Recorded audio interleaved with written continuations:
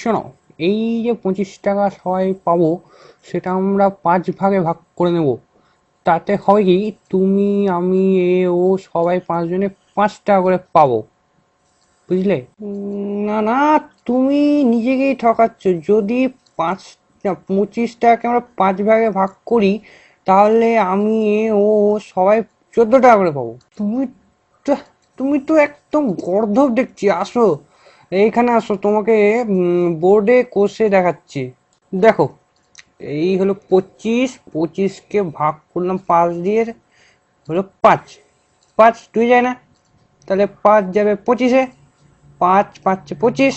না না, একদিনে বুঝছি তোমার কেন বাবা পয়সা খরচ করে পড়াশোনা শিখিয়েছে।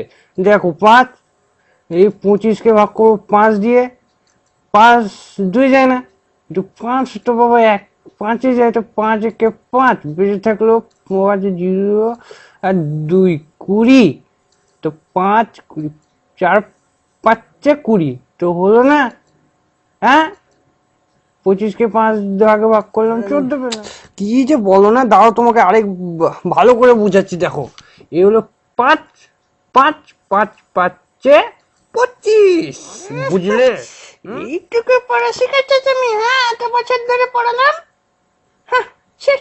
14 কে 5 দিয়ে গুণ করলাম। 4 5 20, 5 1 5, 20 5 25। এই নাও তোমার না না না, বাপরে বাপ। দেখো আমি তোমাদের দেখিয়ে দিচ্ছি, দেখো। উম এইবার দেখো, 5টা 14 যোগ করে আমি দেখিয়ে দিচ্ছি তোমাদের কিভাবে 25 হচ্ছে না। দেখো, ভালো করে দেখবা কিন্তু। 5টা 14 আমি যোগ করব আর 25 হবে না। দেখো, 4 4 8 12 16 20 21 22 23 24 25। তাহলে বুঝলে, বেশি পড়াশোনা করতে হয় না কেন, হ্যাঁ?